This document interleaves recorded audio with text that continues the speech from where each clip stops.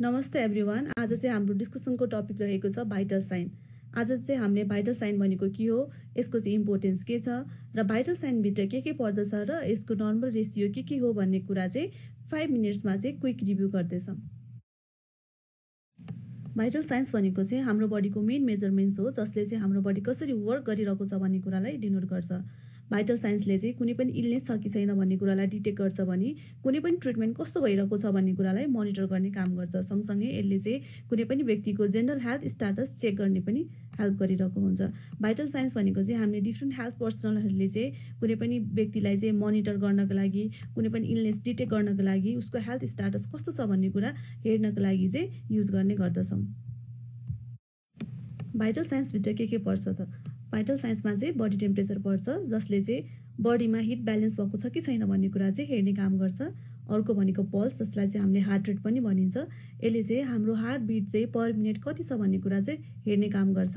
Next भनेको respiratory rate, यसलाई चाहिँ ब्रिथ पर मिनट पनि भनिन्छ। यसले चाहिँ एउटा व्यक्तिले चाहिँ 1 मिनटमा कति सास प्रश्वास गर्दछ भन्ने कुरालाई हेर्ने काम गर्दछ। नेक्स्ट भनेको चाहिँ ब्लड प्रेसर। ब्लड प्रेसर भनेको चाहिँ हाम्रो आर्ट्री वालमा चाहिँ ब्लड कतिको प्रेसरमा फ्लो भइरहेको छ भन्ने कुरा चाहिँ यसले हेर्ने काम गर्छ भने next one is oxygen saturation, जसलाई चाहिँ हामीले SpO2 पनि भनिन्छ।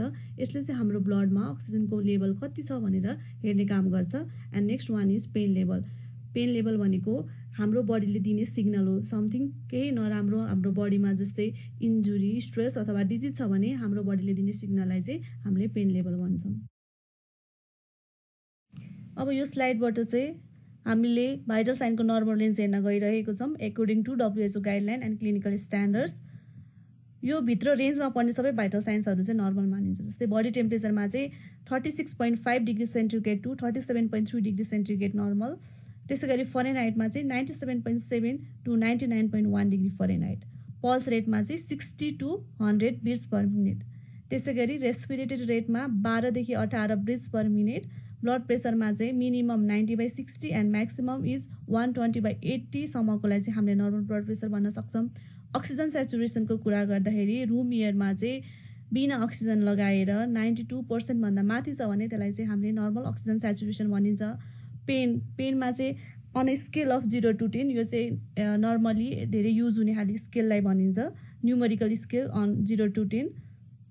यो स्केलमा चाहिँ 0लाई चाहिँ हामीले नो पेन भनिन्छ भने 10लाई चाहिँ एक्सट्रिम पेन भनेर भनिन्छ। Why vital signs matter?